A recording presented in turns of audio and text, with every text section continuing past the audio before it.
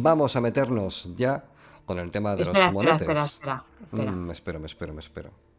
Bienvenido, Álvaro Aparicio. Un placer. Oh, yeah. Muchísimas gracias por darme la bienvenida. Vamos a arrancar la saga. Espera. Vale, me ¿Alguien espero. ha saludado aquí a Alberto?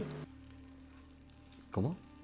Ah, sí, lo acabas de saludar tú. No, sí, esa parte me la salté. Venga, vale. Bueno, Sigan, por favor, en el escenario prosigan. ve una hora menos en Canarias. Vamos a arrancar ya de una de las sagas más duraderas y peculiares de la historia del cine, que lamentablemente por motivos que no acabo de entender, supongo que por desinterés por parte del autor, no tuvo más continuidad a nivel literario, ya que en lo que es la obra a nivel novela solamente tenemos el comienzo digamos que es la primera película, para que nos entendamos, existe enteramente en formato literatura, en formato novela.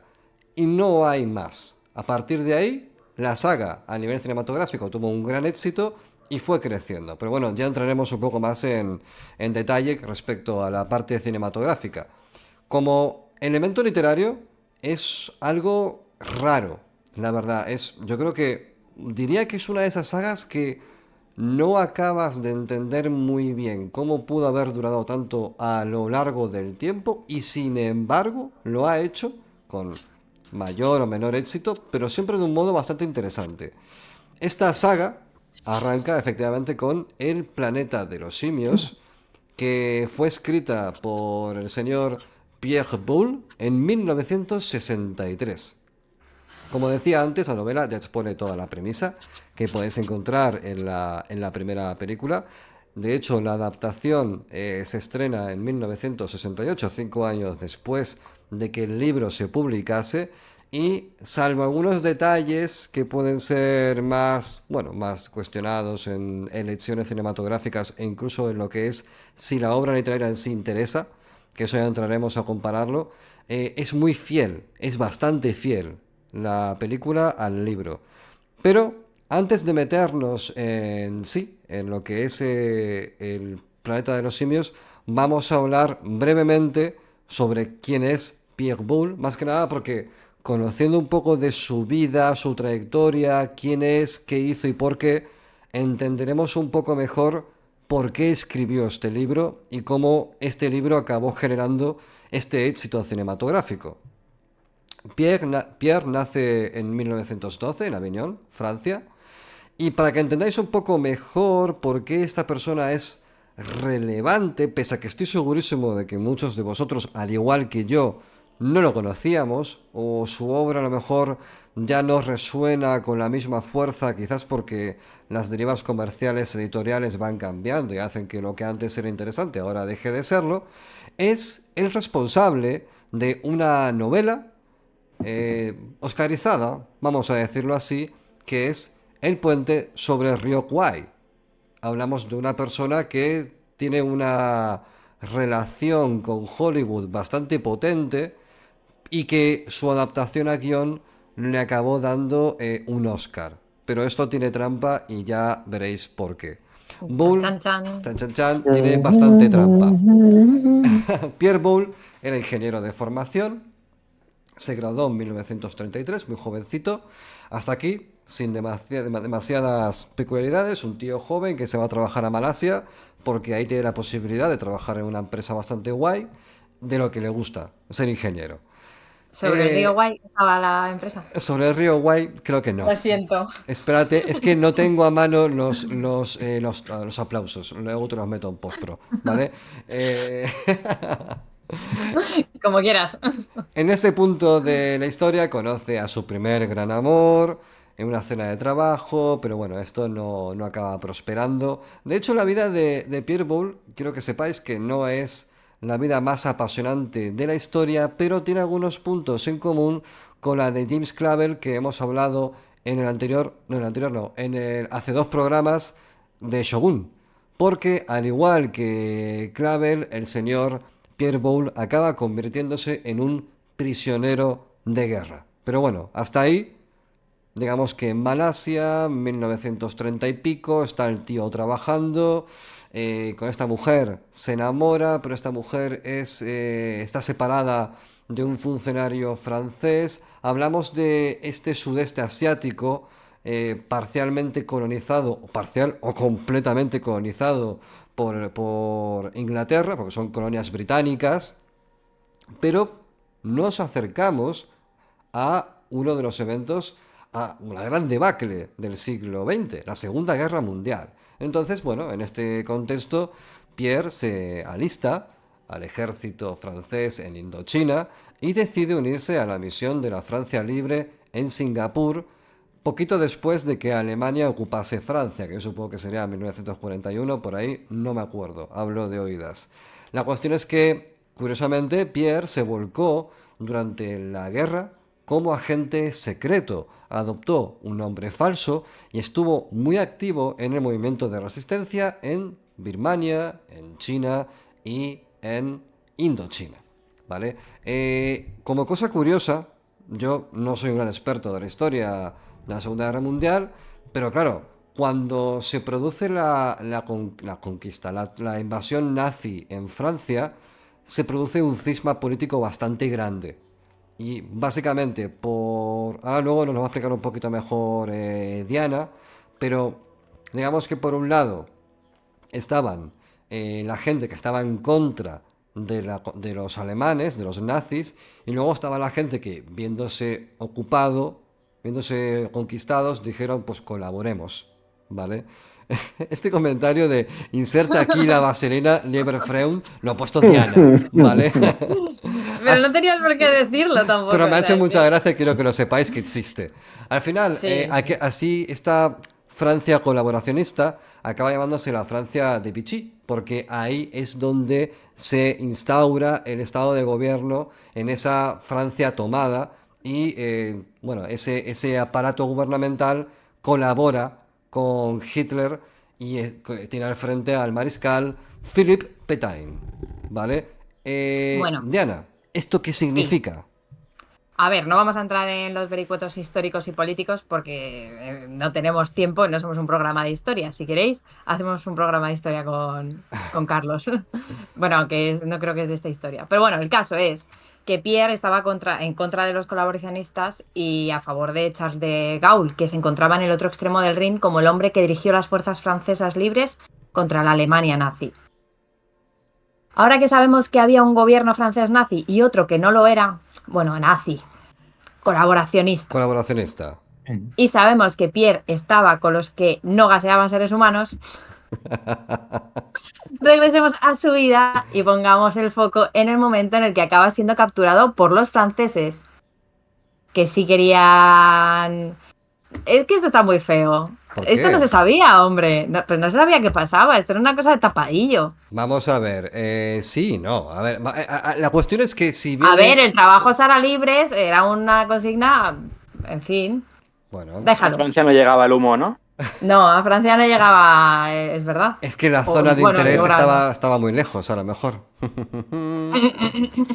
Bueno, da igual, que luego me llamáis de todo. Regresemos a la vida de Pierre. En el momento en el que acaba siendo capturado por los franceses colaboracionistas en el río Mekong. Este punto de su vida fue un verdadero desastre. Nos lo podemos imaginar, ¿no? Porque él era un... No sé si le descubrieron por espía, eso no nos lo cuenta su historia, pero penurias de toda clase y trabajos forzados. Nada nuevo bajo el sol porque no serán libres. Menos Claro. mal que los que le cogieron eran franceses como él. Sí, Estas experiencias acabaron recogidas en My Own River Kwai, un libro de no ficción que tiene clara relación con un puente sobre el río Kwai. Después de la guerra, Pierre estuvo unos años más en Malasia trabajando, pero hacia 1949 decidió regresar a París. Y ahí se dedicó a escribir largo y tendido, basándose fundamentalmente en sus memorias. Pues dijo, pues ya que lo han reconstruido todo, me vuelvo. claro. Y si no, uf. Pero era más pobre que dos ratas peleándose con un churro, con Linkin Park de fondo. Pero es que te tengo que querer. Álvaro, te tengo que querer. Me escribes estas escaletas, pues yo estoy de exámenes y me metes estas... Esto que no sé ni qué decir. Bueno, a pesar de ser ingeniero y haberse desempeñado como agente secreto en la Segunda Guerra Mundial, pues no le quería nadie. Y la economía no le daba para vivir en un apartamento propio. Tuvo que vivir con su hermana, recién enviudada, y la hija de esta, quien Pierre, en calidad de tío guay, De tío Kwai no, de tío Guay. El tío. Ayuda a criar. Existía la idea por parte de Pierre de adoptar a la niña de manera legal, pero si lo piensas fríamente, convertir en hija tuya a la hija de tu hermana, aunque solo sea de manera legal, Es re, Hay un Eso. poco de eso ahí. es re turbio, ¿eh? Pero bueno, bueno, bueno. en lo económico, su vida cambiaría con la publicación del puente sobre el río Kwai, claro, al que Álvaro intenta no llamar puente sobre el río Kwai todo el tiempo, y a mí me mata. Álvaro me mata. Bueno, bien. En fin, Álvaro habla rápido y el río Kwai. Es río guay. Yo sin hablar rápido, el río Kwai también. Este libro se publicó en 1952 y fue la primera piedra hacia el éxito del señor Pedro. Se vendieron kilotones de copias, kilotones decimos, y le consiguió reconocimiento literario como con el premio Saint-Vivu. ¿Vivu? Un pedo. Puede ser. No vamos a meternos muy en profundidad con esta obra, pero se desprende de sus vivencias en Asia, evidentemente. Un montón de prisioneros de guerra tienen que construir un ferrocarril de 415 kilómetros que pasaba por encima del famoso puente. Tela. Se nos muere Diana. Sí, este ferrocarril es conocido como el ferrocarril de la muerte porque, como os podéis imaginar, en estos entornos no se trabajaba la prevención de riesgos laborales ni nada. Este ferrocarril une Tailandia con Birmania y contó con la feliz y desinteresada colaboración de más de 200.000 seres humanos entre asiáticos, la mayoría romusas de Indonesia y prisioneros de guerra. Te voy a pedir, por favor, que me dejes morirme en paz Vale. y continúes. Voy a continuar yo porque se cree que en total más de 100.000 personas murieron de forma directa construyendo este tren. Yo creo que el destino, si se te empieza a morir gente como Chinches, te está queriendo decir que a lo mejor el tren por ahí no. Pero aún así dijeron pa'lante. Las causas más comunes de muerte eran cólera, disentería, hambre y agotamiento, y posiblemente leer a Paulo Coelho. La novela del Puente sobre el río Kwai es una transformación de sus vivencias, no intenta representar de forma exacta lo sucedido, es decir, no es una novela autobiográfica, es simplemente que él cogió sus vivencias, lo transformó mucho, y estos sesgos acabó provocándole enemistades con gente de su entorno militar de aquel entonces, porque, claro, cambió nombres, cambió motivaciones, cambió nacionalidades, pero la gente que estuvo ahí y leyó la obra dijo, pero es que yo esto lo viví y no fue así. Claro, chacho, por eso es que no es una autobiografía, es ficción. Pero bueno, la cuestión es que después de que la novela fuera un bombazo, David Lean la lleva al cine y gana nada más y nada menos que 7 premios de la Academia. Y aquí es donde Pierre se convierte en un escritor oscarizado, como os dijimos antes, ya que se le entrega el galardón a mejor guión adaptado. Pero esto tiene trampa, porque él no escribió ningún guión en absoluto. De hecho, Pierre, como dijo en alguna entrevista, ni siquiera hablaba en inglés. La razón por la cual Pierre acabó quedándose con el Oscar es que los guionistas Carl Foreman y Michael Wilson estaban en la lista negra de McCarthy, en un momento de la caza de brujas, donde el cine, Hollywood en general, estaba todo patas arriba. Así que desde producción dijeron que gane el Oscar el señor Pierre, que como mínimo sabrá No es hablar, comunista, ¿no? que no es comunista y no tiene ningún tipo de afinidad con nada que nos pueda molestar. No quiero ni pensar, honestamente hablando, lo que tuvieron que sentir Carl Foreman y Michael Wilson cuando desde sus casas escucharon por la radio cómo le daban el Oscar a este señor que ni siquiera hablaba en inglés. Se tuvieron que querer tirar de los pelos hasta quedarse calvos, lo mínimo. Que hubieran estudiado. Bueno, pero esto ¡Hala! se resolvería décadas después y se disculpó a los damnificados, etcétera, etcétera. Pero con todo este precedente podemos entender muchísimo mejor lo que supuso el planeta de los simios y la razón por la que esta idea germinó tan fuertemente, porque, claro, como decíamos antes, el planeta llega en 1963, pero no viene de la nada. Pierre ya tenía una trayectoria literaria de éxito, No voy a decir si es más interesante o menos interesante desde el punto de vista literario, porque al fin y al cabo lo que hizo este tío fue vender a expuertas. Se había hecho un nombre en la industria. Un año después, esta novela desembarca, o sea, porque la escribe en Francia, en francés, pero la traducción, la primera, de Chan Fielding en Estados Unidos, se llamaría Monkey Planet. Monkey Mal, Planet, mal. Monkey mal. No salen Planet, monos, no salen monos, no salen no hay, monos en ninguna parte. no hay monos, no hay No hay monos. monos, pues no tienen cola, no tienen cola, son simios. Entonces, después se reeditaría como Planet of the Apes.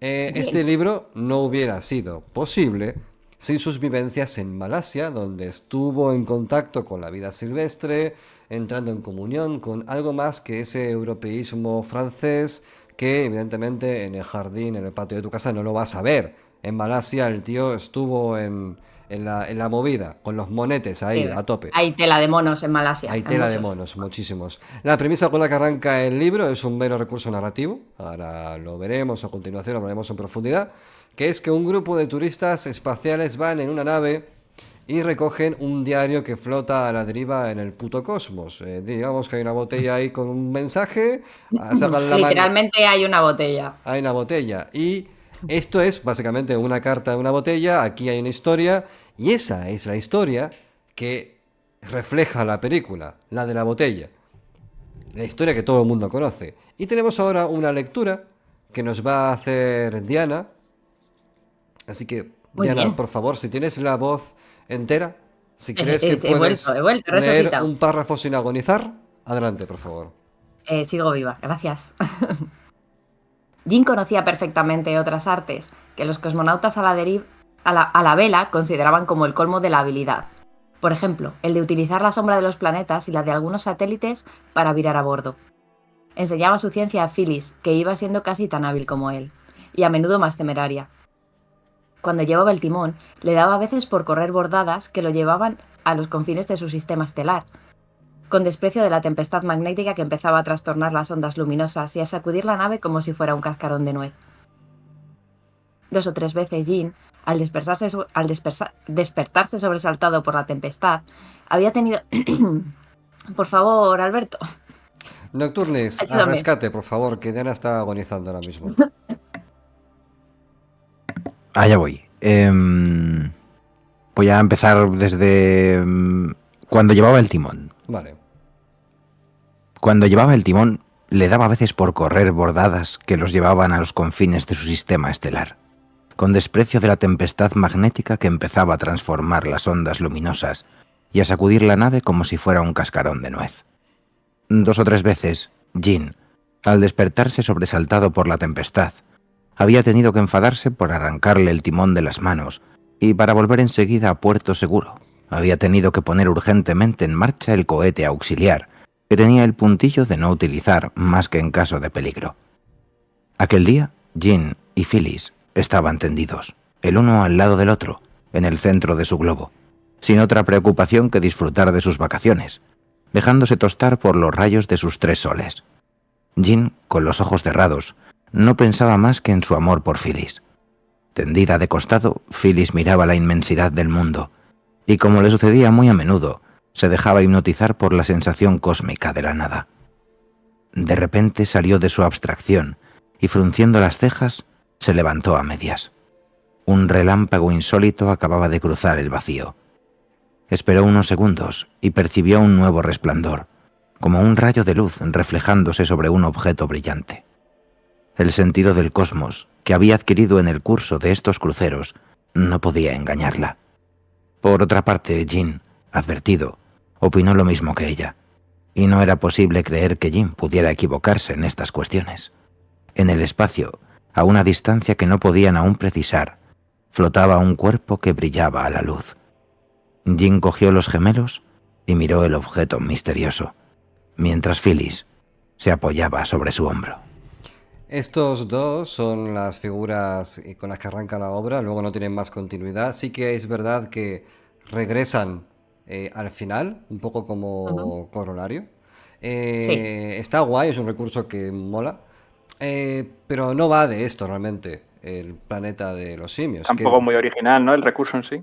No, hombre, a ver, hablamos Bueno. de una novela de 1950. A ver, Decir... no, Sí, y bueno, pero también narrativamente... está... Poe lo hizo hace tiempo también. Bueno, A ver, y efectivamente. narrativamente el final es... para tirar el libro, ¿sabes? Me refiero, el final mola. En el final, cuando te das cuenta de lo que pasa, no voy a hacer spoiler, no os preocupéis, pero cuando te das cuenta de lo que pasa, dices, ¡oh, Dios mío!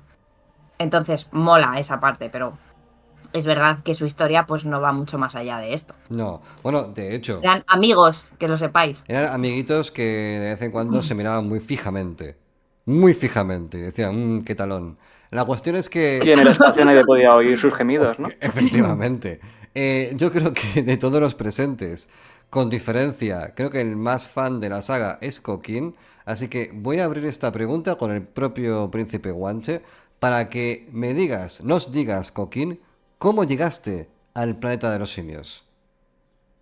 A ver, yo nací en el 79 y la primera película es del 78. Creo que he visto películas del Planeta de los Simios desde que tengo uso de razón.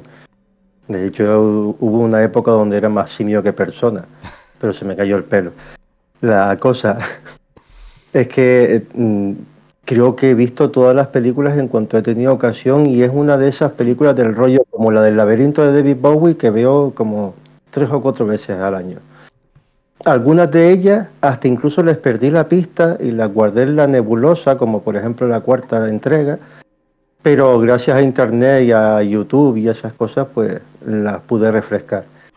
Y realmente me resulta muy interesante, sobre todo por el lore que establecen de diferentes realidades, donde aunque existan unos agujeros de guión que son unas patadas a la vida mental de las personas increíbles, es la manera de enlazarlos entre sí y la manera de establecer diferentes realidades es lo que te atrae, lo que te llama más la atención. Aparte de que para la época, una de las cosas que hizo sobresalir a esta película por encima de las demás es sobre todo el tema del maquillaje. Eso te llama muchísimo la atención. Y gracias a eso creo que es uno de los factores que hizo que se hiciese tan extensa la saga del Planeta de los Simios. Muy Sobre bien. todo por el Yo siempre he maquillaje. Lo mismo... envidiado... Sí, Alberto. Dime. Yo siempre he envidiado a la gente que haya podido verla sin spoilers. Porque claro, para nosotros, yo soy del 90 y claro, los Simpsons te bombardeaban constantemente y en general había referencias, o sea, cuando ves la peli es imposible no haber llegado al final hoy en día. Y envidio mucho eso, la gente que haya podido verla y que se llevaran esa sorpresa.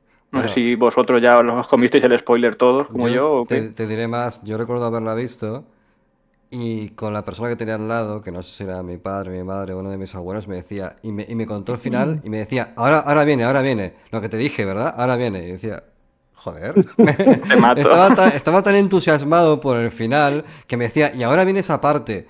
Y yo decía, bueno, vale, tengo 7 años, me parece fantástico, pero sí. Nocturnis, ¿cómo fue tu hallazgo monil? Pues sí, yo sí que la vi sin spoiler y además yo creo que la pillé, esto que la pillas en la tele, no estás solo y nadie te dice nada, afortunadamente, pero claro, me dejé, o sea, me quedé con muchas más preguntas que respuestas, ¿no? O sea, ese final, por lo menos el de la peli de Charlton Heston, a mí me dejó Catacroker. De hecho fue lo que más me gustó de la peli. No entendía muy bien lo que estaba pasando cuando la estaba viendo porque claro, la empecé, yo creo que más o menos ya llevaría como 10-15 minutos la película. Pero me enganchó enseguida porque, claro, de repente dije, hostia, hay monos y parece que están como en un planeta así desolado y tal. Tiene tintes muy bizarros, yo creo, para uno que aborda de primeras la ciencia ficción. Pero funciona porque yo otras veces ya sí, siendo un poco más adulto, he revisitado las películas y aunque la premisa me parecía que no encajaba demasiado, no sé cómo, ese universo que se montan en torno a esa especie de dominación simio-humano y demás, a mí al final me parece que las pelis está logradísimo y además, bueno, es una metáfora de tantas cosas. Y luego incluso la de Tim Burton, las que han salido los últimos años, las he visto, o sea, pues sí, con esa fiebre un poco también, ¿no? De ver qué se hacía con esto, independientemente de que sean mejores o peores. Yo creo que es un clasicazo imprescindible. Muy bien. Y Diana, ¿cómo fue tu aproximación monil? Pues yo, como todas las pelis de los 80, me da esa sensación de no haberme enterado de nada. de la La trama. 80. Sí, bueno, de los 80, de los 90. Yo Bueno, nací en el 80. el 68 fue la primera, creo. ¿La peli? Sí, Sí. 68. Me Después da igual. hasta... Yo nací en el 84. Para mí todas las Todo lo de pelis abajo son 80. eso se hicieron en los 80, Por no os eso preocupéis. todo el mundo sabe que el año cero es antes y El después de 84. Diana. ¿Vale? Quiero que lo sepáis, ¿vale?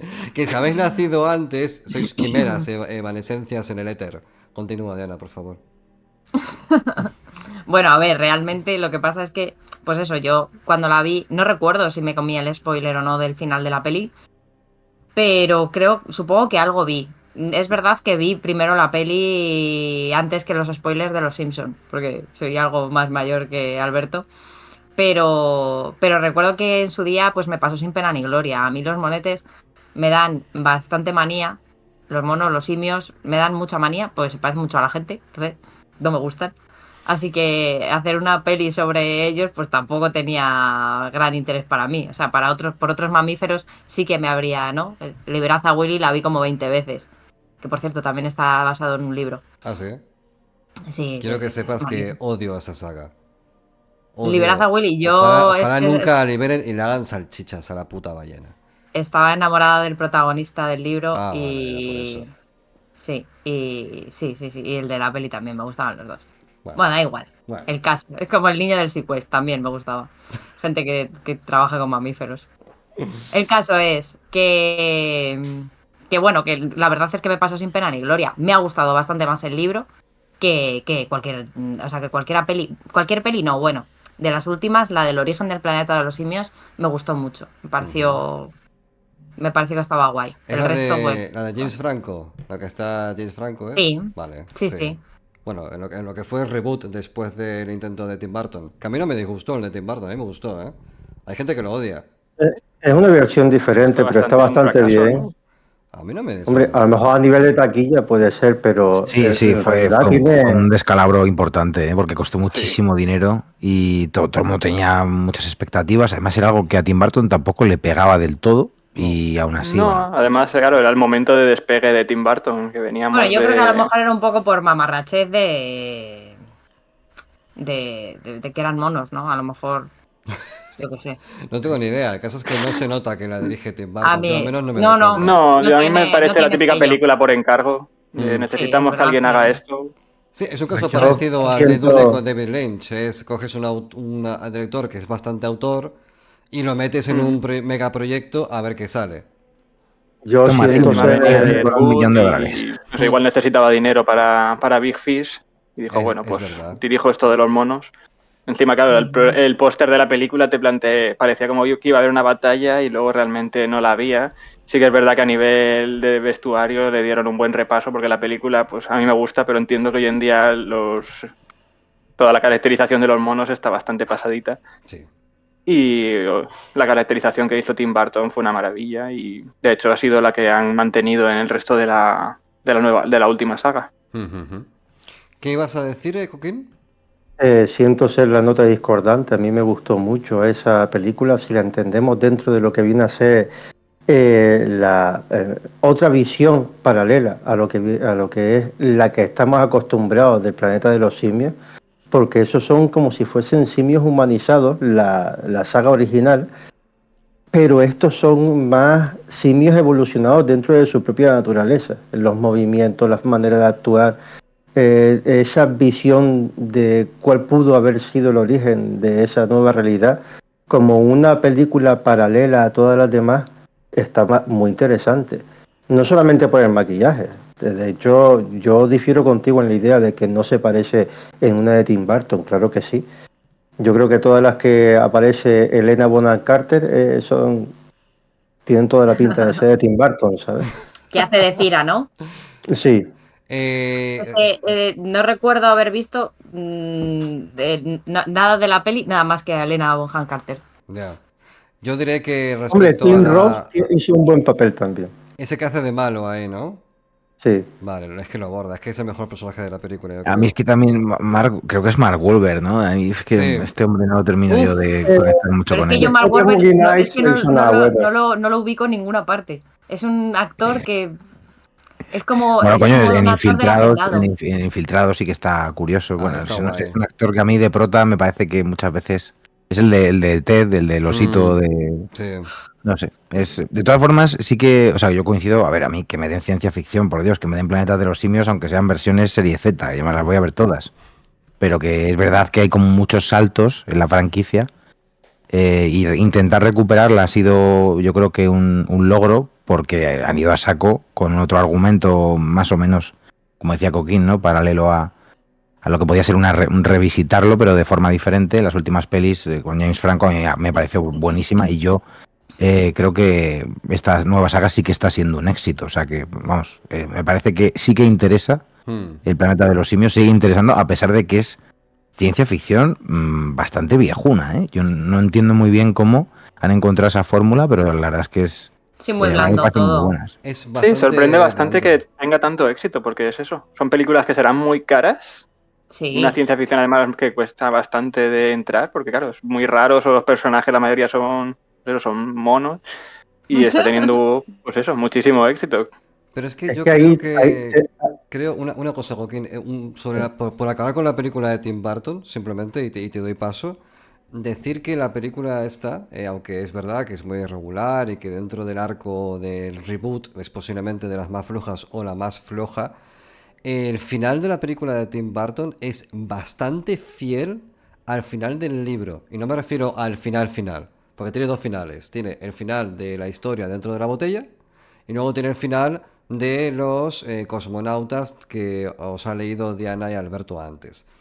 Es bastante fiel, ¿vale? Lo dejo ahí porque quien no haya visto la película o haya visto el libro, pues que se vea la película o se lea el libro, pero que en ese sentido sí que hay un material muy respetado. Joaquín, ¿qué ibas a decir?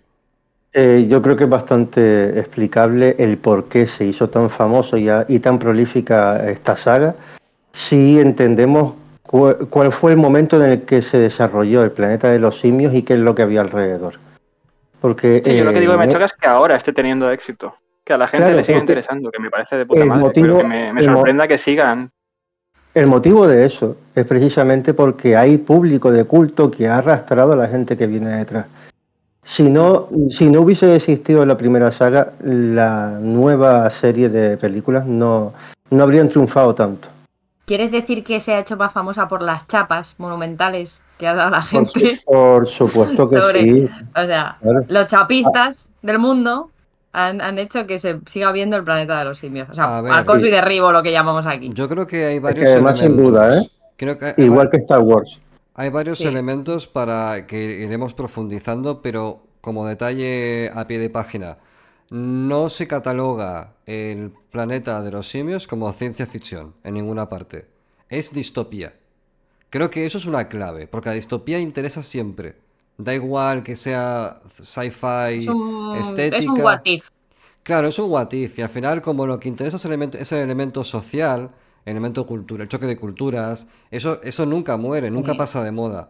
Yo creo que los Nos tiros gusta ver, sí, el qué pasaría si, más es allá de la alegoría que pueda haber detrás de la novela sobre las sociedades o, bueno, que luego hablaremos un poquito sobre ello, sobre qué quería decir el autor o en qué se inspiró para hacer las castas de los simios y los simios como eran. eso es.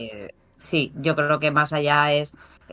El qué pasaría si, yo creo que a todos nos flipa saber qué pasaría si de repente la Tierra, pues eso, la premisa del origen del planeta de los simios, que es esa peli que a mí me gustó, es un virus, se libera, Ujú. mata a gran parte de la humanidad y hace que afecta también a los simios y lo que hace es que evolucionen muchísimo más rápido. Sí, que ese virus, por cierto, aparece en el libro original. Bueno, no sé si es un virus o una enfermedad, pero en el libro Es una enfermedad. acaban descubriendo que hay una enfermedad que de algún modo anula las capacidades cognitivas de los seres humanos y que por Ujú. eso los individuos actúan como actúan. Lo dejamos ahí y continuamos. La historia del planeta de los simios, nos vamos a la novela de nuevo, transcurre en el año 2500 y el planeta en el que tiene lugar la acción está dentro del sistema solar de Betelgeuse, ¿vale? El planeta, que se llama Soror, porque así lo llaman los cosmonautas o astronautas cuando llegan, en un adagio al cuñadismo, dicen, ¿esto cómo se llama? Pues Soror, y ya está. El naming en un segundo. Em, por cierto, Betelgeuse es una supergigante roja de la constelación de Orión y es la novena estrella más brillante en nuestro firmamento. ¿Vale? El comienzo, Tú lo dices así, pero así, de esa manera acuñada, creo que se han puesto los nombres más divertidos posiblemente. del mundo. O sea, en plan, ¿cómo le ponemos a esto?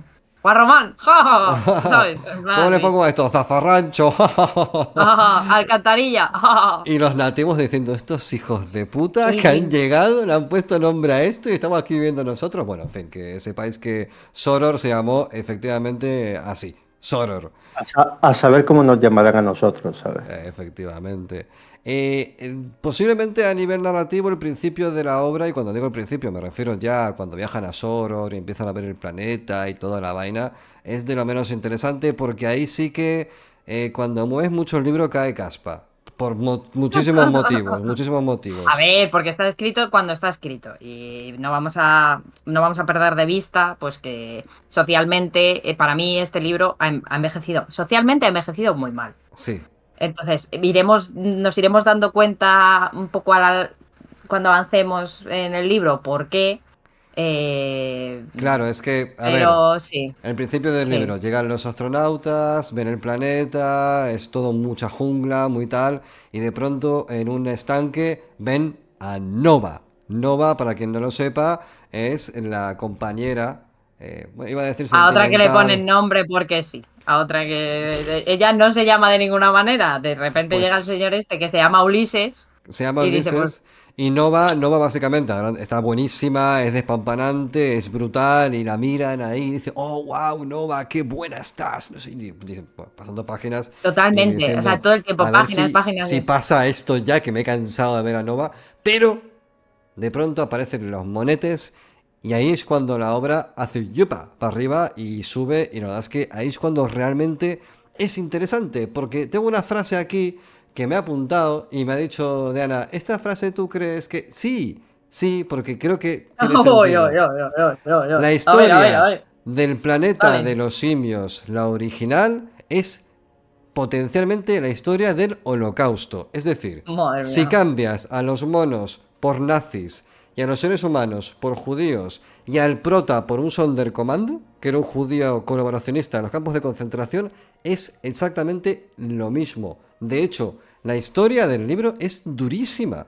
Es muy jodida, no tiene nada de alegre. Tú coges el libro y te crees que es una aventurita y dices, ah, mira, un tío que va por ahí salvando a la doncella en apuros y habla y en un mundo donde los monetes también hablan. No, es una historia A ver, deprimente de cojones. sí es verdad, porque llega un momento en el que, bueno, cuando llegan los monetes, pues a este señor, pues se lo llevan junto con otra cantidad de gente Para adentro. para adentro, ¿no? Entonces te encuentras con los primeros simios, que no monos, simios, vestidos, ¿no? Y bueno, pues ahí arregladitos, haciéndose fotos con lo que han capturado, al más puro estilo cacerías, según el mismo protagonista dice, según pues al estilo de las cacerías que se hacían, pues que cualquiera puede ver, en plan, monterías aquí en España a lo mejor no, pero imaginaros la caza del zorro, ¿no? Bueno, de hecho, en Pues el tráiler de la Y en el, película se ve, en la última película, el tráiler se ve una montería cazando humanos. Es exactamente eso. claro, entonces, bueno, pues una señora orangutana le quita un poco de pelo al cadáver de una... Entonces es duro porque, por un lado, ves que son humanos, aunque, bueno, con sus capacidades cognitivas muy Mermadas. mermadas, pero bueno, son humanos y claro, tú sientes, y esto es y esta es el color de toda la obra, que tú sientes empatía por aquellos que son animalizados, porque son o sea, porque son humanos, y pues sientes un coraje bastante grande por los simios, que realmente pues están tratando como nosotros tratamos a los animales, ni más ni menos. Yo me he querido quedar. Yo entiendo que este señor vivió lo que vivió, pero yo me he querido quedar más con esa impresión animalista, antiespecista, porque me interesa a mí, que con que los monos sean, que los simios sean nazis y tal, como dice Álvaro, pero siendo sincera, Pero, creo que tiene razón. pero es que yo, a ver, verdaderamente, el dilema del prota de Ulises es que él se ve entre la espada y la pared. Por un lado, ve a personas, a seres humanos que son como él, a los que ya enjaulados intenta establecer una comunicación con ellos, intenta de alguna manera que se entiendan y se da cuenta de que son mongólicos perdidos. Es que es imposible. No puede conseguir nada con ellos. De hecho, con Nova, que en la película te la pintan pues como alguien que sí, que se le ve un poco limitado, pero que Sí. actúa con normalidad, a veces no. En el libro hay un momento en el cual él dice, voy a tener un hijo en un planeta a tomar por culo del mío, en un mundo dominado por los monos, con una mujer que parece retrasada. Lo dice tal cual y te quedas muerto porque dices, Bueno, es que parece no. Es que claro, claro, en un es que momento, ella se comporta todo el tiempo como un animal. claro, es como, imaginaros, si tenéis perrete o un gatete o lo que sea, coger el alma de ese bichete, ponerlo en Nova y es como se comporta Nova, que de hecho el propio Ulises en un momento dado, porque él admite participar en experimentos con Cira, que es la chimpancé que lo va ayudando, que es la prometida de Cornelius, que es el otro chimpancé que también es relevante dentro de la historia porque intenta de algún modo tirar por tierra la investigación de Zaius, que es el orangután. Voy a decir una cosa muy fea. A ver, Cornelius es el prometido de Cira. vale, Mm. muy Vale. fea, ¿por qué? Porque ella sale primero y es más importante. Bueno, Cira es muchísimo más importante que Cornelius. Claro. Lo que pasa es Por que eso. ahí el heteropatriarcado también se respira. Son monetes poco deconstruidos, ¿vale? El caso es que el doctor Zaius, Joaquín nos podrá contar bastante de él porque tiene bastante de lore entre manos. Él postula, en cuanto ve a Ulises, que es tan tonto como los demás, pero un poquito más inteligente porque es capaz de emular comportamientos que aparentan inteligencia, pero que realmente no. Entonces Cornelius y Cira, cuando se ponen con Ulises, dicen, no, aquí hay mucho más. Coquín, sobre Zaius, que es una de las figuras más emblemáticas y que se ha convertido en un gran meme gracias a los Simpson, ¿qué nos puedes comentar? Pues el doctor Sayur representa lo que viene a ser lo máximo de la religión fundido con lo máximo de la ciencia de esa sociedad que es de los simios. Él es el hijo de un tipo que ocupó su propio cargo y cuando este era niño les tocó juzgar la actitud de un humano que por accidente y en defensa propia se había cargado a un mono. Entonces, a un simio. Ujú. Y entonces, cuando fueron a ver lo que pasaba en el caso, se dieron cuenta de que ese humano hablaba. Y tenía razón a la hora de defenderse y a explicar su historia. Todo esto que les estoy contando aparece en los cómics, que es donde se desarrolla el trasfondo de Sayus. Y entonces, incluso sabiendo que el humano era inocente, se lo llevó a una parte junto con su hijo para que lo viese y le metió un tiro en la cabeza. Y entonces el niño, el doctor Sayus niño, le pregunta al padre por qué había hecho eso. Y se lo lleva a la zona prohibida. La zona prohibida es donde están las reminiscencias de esa cultura anterior a la que es la de los simios. La ciudad Y le Ruinas. dice, ahí está, y le dice, mira, esto es la consecuencia de estas bestias malignas cuando empiezan a salirse un poquito del trasto. Y los que hablan son como esas primeras gotas de agua que pegan a hervir cuando estamos haciendo un caldero de agua en ebullición. Entonces, si lo dejamos proliferar, sin duda comenzará el peligro de nuevamente volver a surgir esa civilización que lo mandó toda la mierda.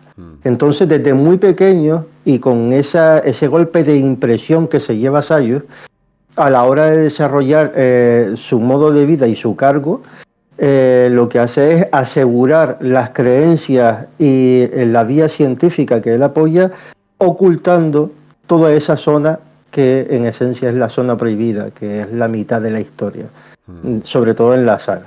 Pues mola mucho lo que dices porque el Zaius del libro es tal cual el residuo de lo que tú cuentas, aunque es verdad que el cómic vino posterior. hostia, está bastante bien tramado porque el doctor Zaius se opone de una forma cuasi religiosa a las evidencias, porque hay un momento en el cual, a ver, ¿qué es lo más universal que existe en la comunicación entre especies? Podremos decir que es el lenguaje, pero el lenguaje cambia.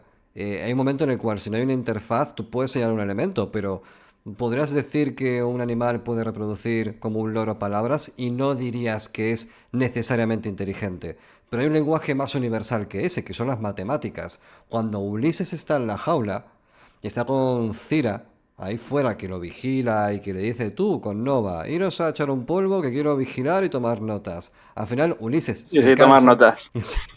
Claro, claro. Ulises se harta y claro, Ulises, que es un astronauta, sabe matemáticas, ecuaciones, geometría, movidas y le empieza a hacer dibujos y le dice, ¿ves como no soy mongolo? ¿Ves que yo puedo entender esto que tú entiendes y que no hacen falta le letras? dibuja el teorema de Pitágoras, Claro, y dice, creo, ¿no? Es la primera que le dibuja. sí, y Cira flipa. Cira, evidentemente, no lo llama teorema de Pitágoras, pero entiende la lógica que intenta explicarle. Entonces, en ese momento es cuando a Cira se le hace un clic y decide llevárselo de la zona de jaulas a un apartamento privado, pero sigue siendo un prisionero social.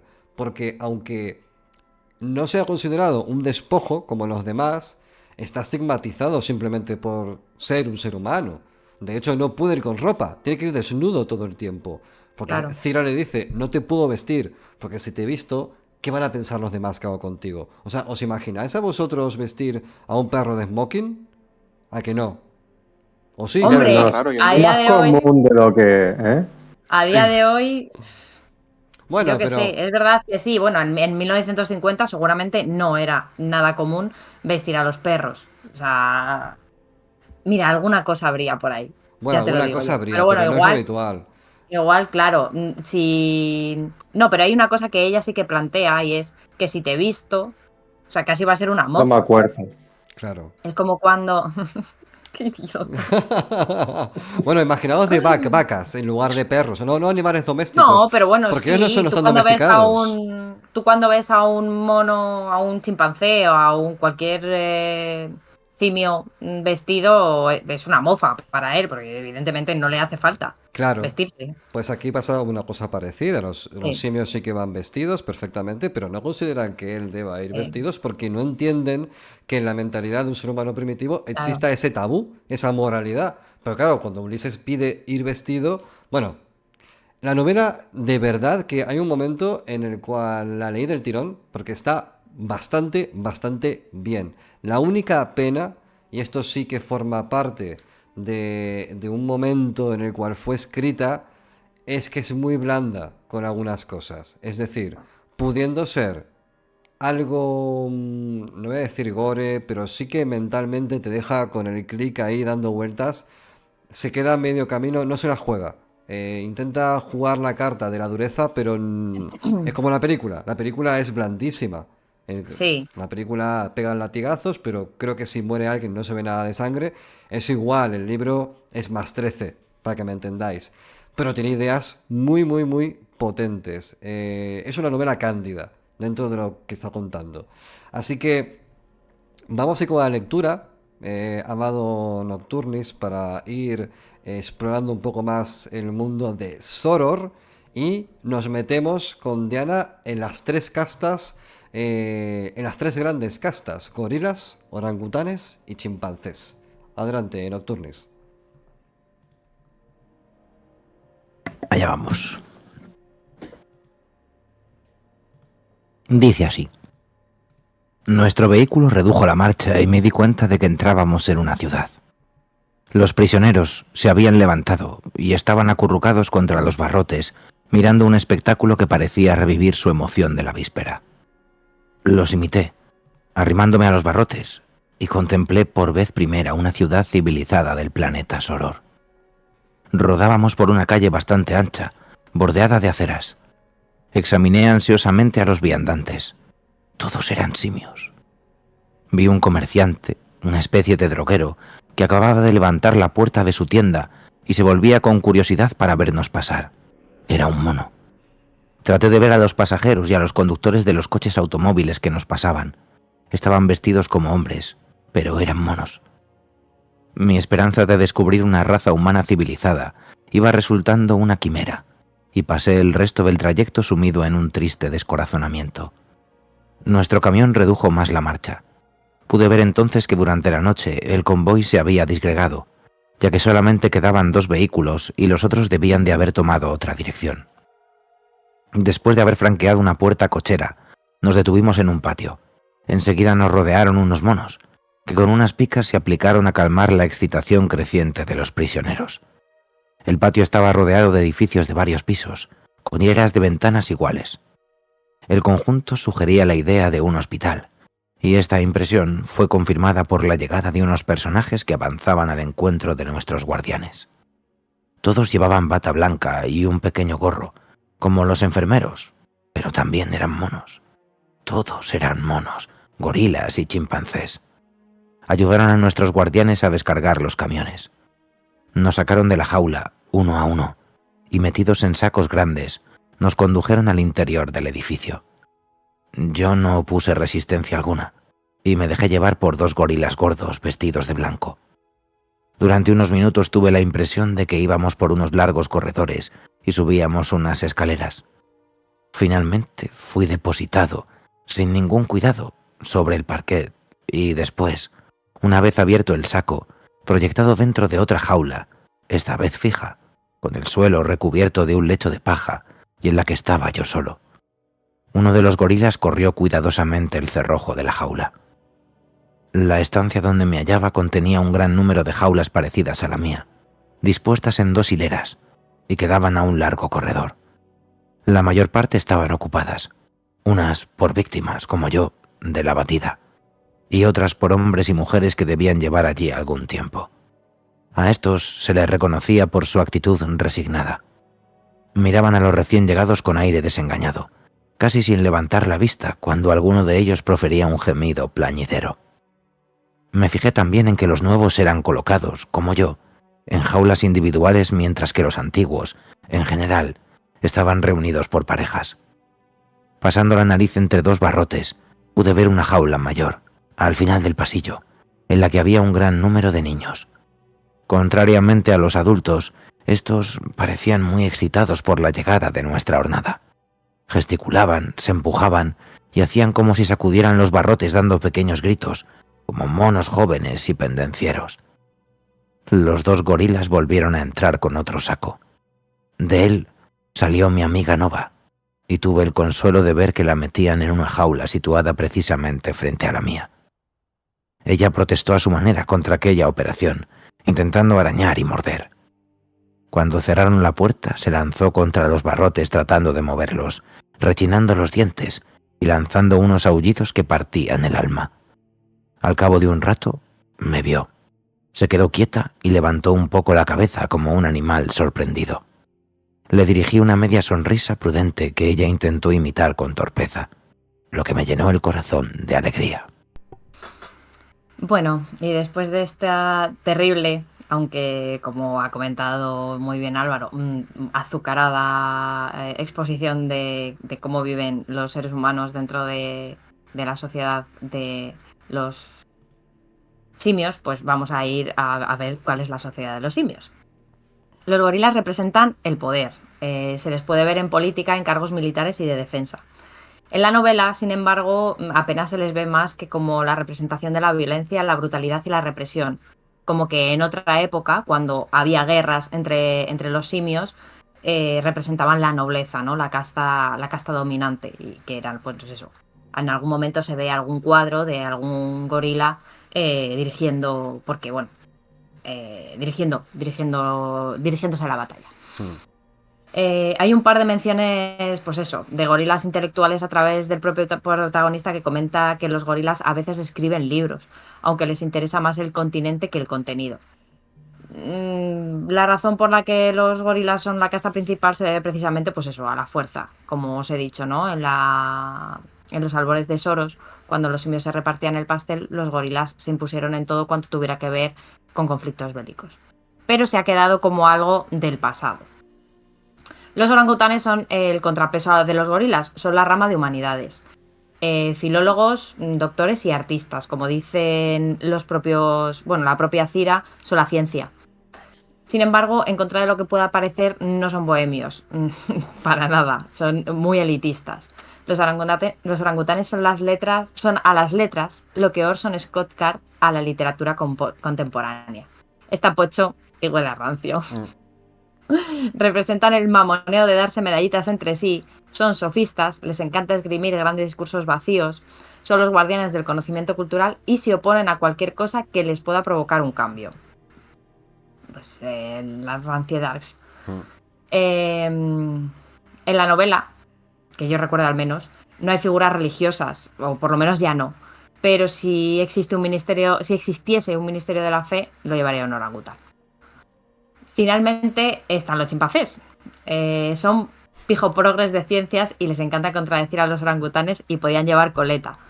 Poner en entredicho la autoridad de los gorilas todo el tiempo y llevar florecitas a los fusiles. Dale a ese chimpancé un perro y una flauta. Vámonos, starter kit de chimpancé. Si van pelados como los Beatles. Pon unos pantalones de esos de campana. De campana. No, de esos de... ¿De qué? Yo qué sé, de esos que son de colorinchis. Ah, vale. Sí. Bueno. Son los grandes descubridores de todos los avances importantes de la cultura monil, porque literalmente son los que han hecho los últimos descubrimientos, porque los otros no se preocupan en descubrir nada. Se mantienen en su hegemonía. Como tienen la mente más abierta, son la casta con la que cualquier lector o espectador enseguida sentiría afinidad. De hecho, es gracias a los chimpancés que el protagonista de la novela acaba saliendo de una jaula para presentarse en sociedad. Pero vamos otra vez a la jaula, que todavía no nos sentimos potentes para salir de allí. A ese Ulises, que convive con un montón de mongolos a los que intenta enseñarles cosas porque son seres humanos y es imposible. Ahí está Nova, con quien se ve forzadísimo, a practicar la coyunta por dictamen científico de los simios locales. Pero ojo, se ve forzado. Yo creo que la película romantiza mucho este tipo de escenas y el libro, lógicamente, como tiene azúcar por un tubo, también lo hace muy cándido. Pero objetivamente hablando, tener relaciones con una persona que no está en sus capacidades intelectuales totales y se comporta como un animal, tiene que generar un cierto grado de disonancia casi grotesco. Yo no lo veo nada idílico, lo de este señor.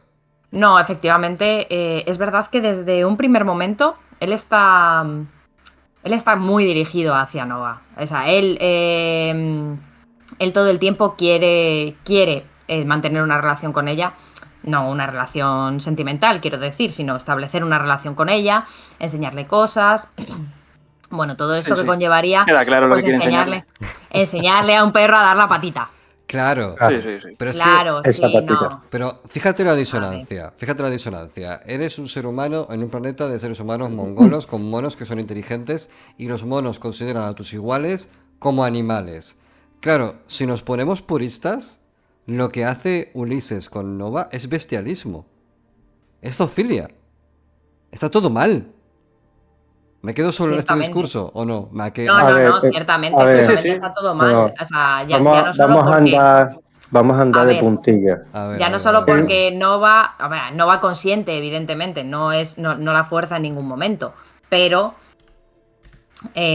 bueno, Nova tampoco puede elegir si hacerlo. Hombre, no, depende según la ley, ¿no? O sea, el sí es sí no se cumple aquí. No, está en una puta jaula para con ninguno de los dos. Consentimiento no hay como Evidentemente, porque él se niega en redondo y llega un momento en que como él se niega, pues se la quitan. Pues claro, se la quitan y se la dan a otro, entonces le encabronan más. Claro. Bueno, Nocturnis, tenemos una lectura a continuación para ti. Estamos aquí hablando de cosas muy complicadas, porque al final, quiero decir, el pensamiento que introduce la novela a lo largo de estas situaciones, que efectivamente una primera pasada pueden pasar inadvertidas, realmente, entre que el señor Ulises, que, atención, hay un tema importante, y es que Ulises no va solo a este planeta, va acompañado de otros científicos y figuras, y de hecho se encuentra con un amigo del viaje espacial en un zoológico. Y aquí es donde la enfermedad actúa, porque este amigo que él tenía por una figura extremadamente brillante se comporta como un primitivo más. Luego entraremos en detalles. Alberto, adelante, por favor. Dice así. No contaré en detalle las escenas que se desarrollaron en las jaulas durante las semanas que siguieron. Tal como yo había supuesto, los simios se habían metido en la cabeza estudiar la conducta amorosa de los seres humanos y aplicaban a este trabajo sus métodos habituales, anotando las menores circunstancias, ingeniándose para provocar los ayuntamientos e incluso interviniendo a veces con picas para volver a la razón a algún sujeto recalcitrante. Por mi parte, había empezado a hacer algunas observaciones, pensando utilizarlas para hacer más ameno el reportaje que pensaba publicar a mi regreso a la Tierra. Pero pronto me cansé, pues no encontré nada verdaderamente notable que anotar. Nada, a no ser, de todos modos, la forma con que el hombre hacía la corte a la mujer antes de acercársele. Se entregaba a una exposición parecida a la de ciertos pájaros, una especie de danza lenta, vacilante, que se componía de pasos hacia adelante, hacia atrás y de lado.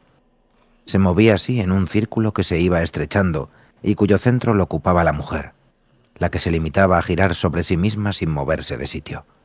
Asistí con interés a varios de estos alardes cuyo rito esencial era siempre el mismo, aunque los detalles variasen a veces. En cuanto al ayuntamiento con que terminaban estos preliminares, aunque me escandalizara las primeras veces que lo presencié, llegué bien pronto a no prestarle más atención que la que le concedían los demás prisioneros. Los únicos elementos sorprendentes de estas exhibiciones era la gravedad científica con que las seguían los simios, sin olvidar nunca anotar el desarrollo de las mismas en su carnet. Pero fue otro cantar, cuando al darse cuenta de que yo no me entregaba a estos pasatiempos, pues me había jurado que nada me induciría a exhibirme en un espectáculo de esta naturaleza, los gorilas se obstinaron en obligarme a ello por la fuerza y empezaron a hostigarme con la pica. A mí, a Ulises Merú, a mí, a un hombre creado a imagen de la divinidad. Me revolví enérgicamente. Aquellos brutos no admitían razones y no sé qué habría sido de mí si no hubiese llegado Cira, a quien dieron cuenta de mi mala voluntad. Ella reflexionó un rato y luego, acercándoseme, me miró con sus bellos ojos inteligentes y se puso a darme golpecitos en la nuca mientras me dirigía unas palabras que yo imagino debían de ser una cosa poco más o menos así. Pobre hombrecito, qué extraño eres. Nunca hemos visto a ninguno de los tuyos portarse así. Mira a los otros a tu alrededor. Haz lo que te pedimos y tendrás tu recompensa. Sacó un terrón de azúcar del bolsillo y me lo tendió. Yo estaba desesperado. También ella me consideraba, pues, como un animal. Sacudí la cabeza con rabia y fui a tenderme en un rincón de la jaula, lejos de Nova, que me miraba con ojos de incomprensión. La cosa habría quedado seguramente así, si en aquel momento no hubiese aparecido el viejo Sayus, más ufano que nunca. Había venido a ver el resultado de sus experimentos y, siguiendo su costumbre, preguntó primero por mí. Cira se vio obligada a ponerle al corriente de mi actitud recalcitrante. Pareció descontento. Se paseó unos minutos con las manos tras la espalda y luego dio unas órdenes con voz imperiosa. Zoram y Zanam abrieron mi jaula, se llevaron a Nova y en su lugar me trajeron a una matrona de edad madura. Aquel pedante de Sayus, impregnado de método científico, había decidido intentar el mismo experimento con distinto sujeto.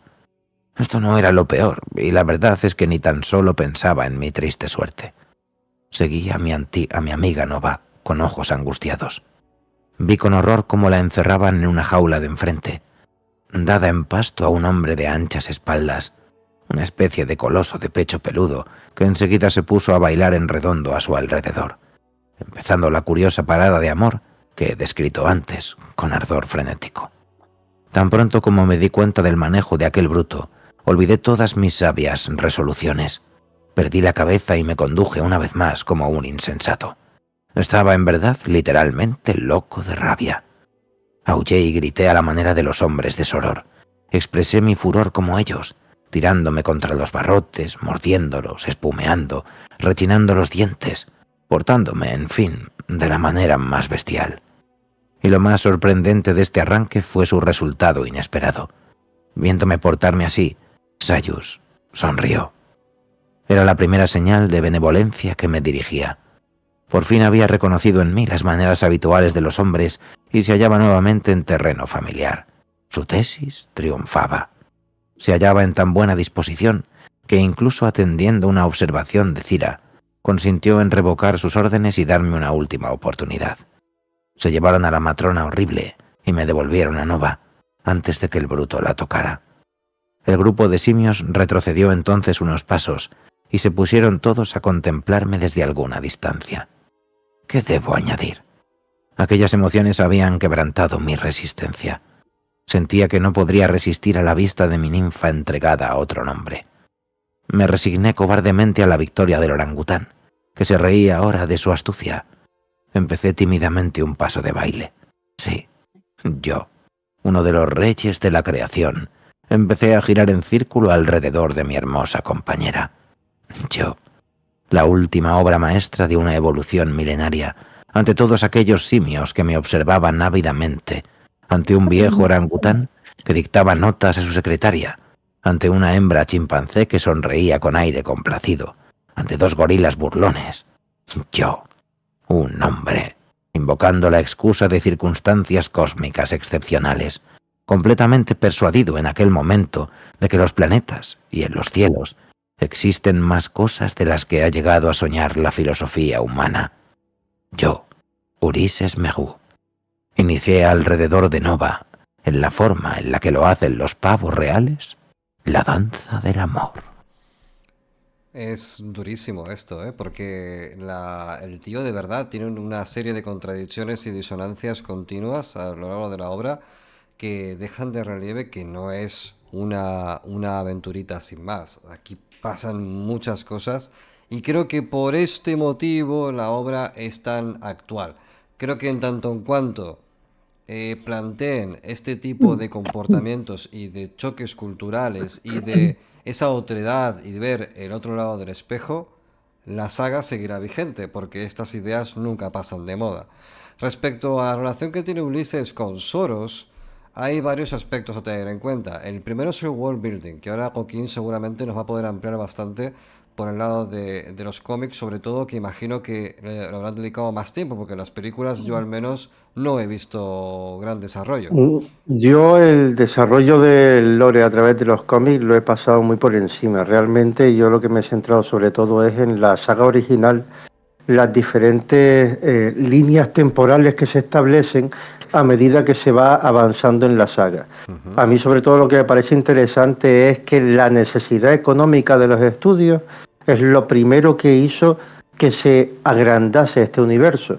Y gracias a ello, pues entraron a veces con mayor y a veces con menor fortuna dentro de unos terrenos que son dignos de ser estudiados o al menos fricados, digamos. Fricados, me gusta el concepto, fricado. Mm. La fricación. En el caso de la novela, no, el world building como tal no es demasiado llamativo porque Pierre no se mata a pajas con ni grandes invenciones, biotopos, fauna, sociedad. Todo es muy estamental, todo es un reflejo claro de lo nuestro. De hecho, la fauna creo que se la quita de encima diciendo son muy parecidos a nuestros animales. Llega un momento en que van a un zoo y No, efectivamente, todo igual. esto de igual, no hace ninguna mención especial. Vamos, que el interés de la obra no está aquí. Por eso no creo que sea ciencia ficción, porque realmente se atrae al pairo ponerse a hablar de invenciones científicas y tal. Es un pez fuera del agua, muy parecido al caso de Shogun, de un personaje que está fuera de su contexto y tiene que salir de ahí evolucionando para sobrevivir al contexto. Poco más respecto a esto. Sí que hay una situación que me dejó bastante marcado y creo que habla una vez más de los fundamentos sociales que expone la obra y de los dilemas que trata. Y es que después de que Cira decida sacar de la jaula a Ulises y contarle a Cornelius que hasta este momento, y creo que hablo, corrígeme si me equivoco, Diana, hasta la mitad de la novela, Cornelius ni aparece. Nada más que. Ni nombrado. Ni Hasta la nombrado. segunda parte, de hecho, la novela está dividida en 2 partes. Ujú. Hasta la segunda parte no aparece ni nombrado. Claro. Pues claro, todo el Cornelius creo que tiene un poco más de influencia en la academia científica pero es Cira la que está trabajando a pie de campo. Entonces, Cira le comenta a Ulises que le ha hablado de este caso con Cornelius, pero Cornelius es muy escéptico, tiene muchos pollos con Cyrus. Es una cosa complicada, pero es 100% A ver, es verdad universidad. que Cira, lo que pasa es que está supeditada a Zaius, o sea, trabaja para él. Claro. Realmente no puede hacer más. Es verdad que Cornelius sí que tiene un puesto mucho más importante Mm. en el que, bueno, pues puede Sí, puede porque manejar. Zaius es el rector de la academia, o es una figura muy eminente, y Cornelius está por debajo. Pero bueno, al final Cornelius. Cuestión, que me estoy enredando. Cira le dice a Ulises que van a conocer a Cornelius. Entonces, Ulises vuelve a quejarse una vez más de que ir desnudo para él es extremadamente incómodo, que él no va en su forma de entender el ir por la calle en bolas delante de gente que va vestida, que son otros monos. Y al final Ciro le dice, es que no te puedo vestir, tío. Es que no puedo. Es que si te he visto la liamos. Así que lo encadena, lo coge no sé si del cuello o de las manos y se lo Del lleva cuello, del cuello. como una correa, se lo lleva a un parque. Donde está Sí. Cornelius. Y al final Cornelius y Cira, como están súper enamorados, se funden en un abrazo, se comen la boca y se Y pueden... le ignoran y totalmente, le sí. ignoran totalmente. Y el otro, estoy aquí, Pero claro, ¿sabes? Ulises en un momento dice, estáis hablando de mí, estoy aquí. Aparte Ulises lo dice así, yo entiendo que es muy complicado de entender, sé que esto es muy complicado para todos, pero es que estoy aquí, os puedo entender y hacerme caso. O sea, Claro, es como si fuese un realmente, perrete que está ahí claro, atrás. realmente Ulises lleva 3 meses ya viviendo en aquella jaula.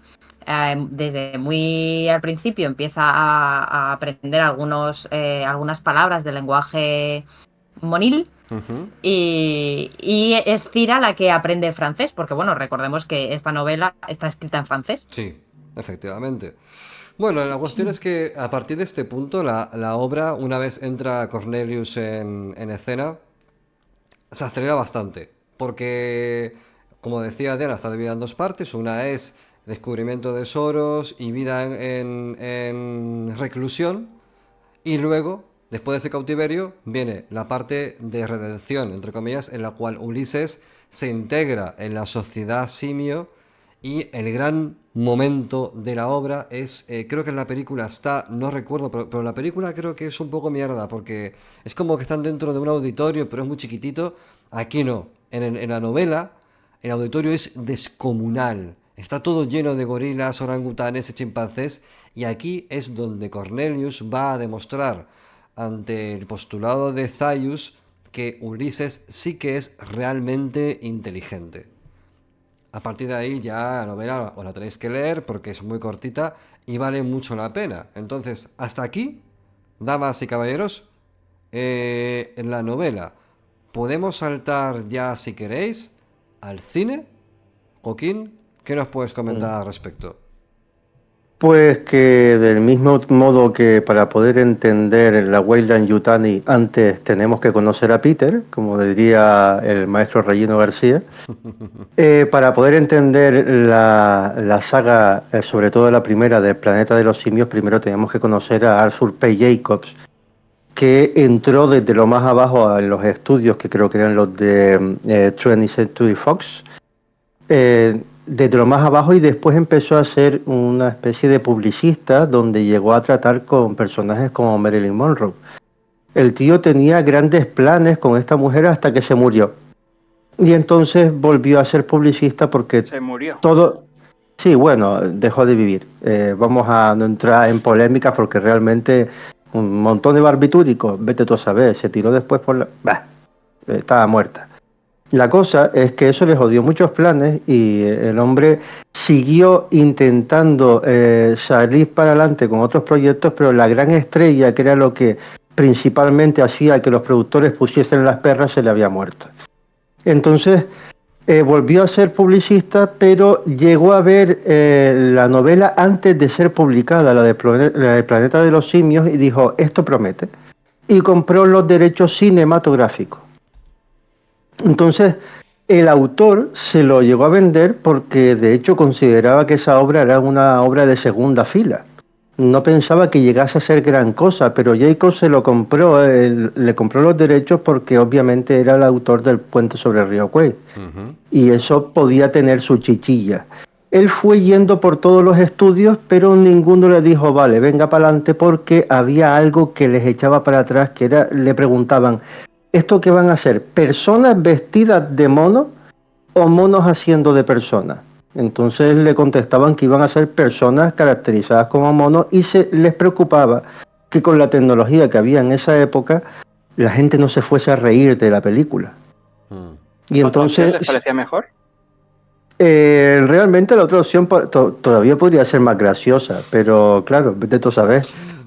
¿Cómo entrenamos a eso? actuales sobre... No quiero saber nada. No quiero saber nada más. O sea, ya con todo mal, todo mal.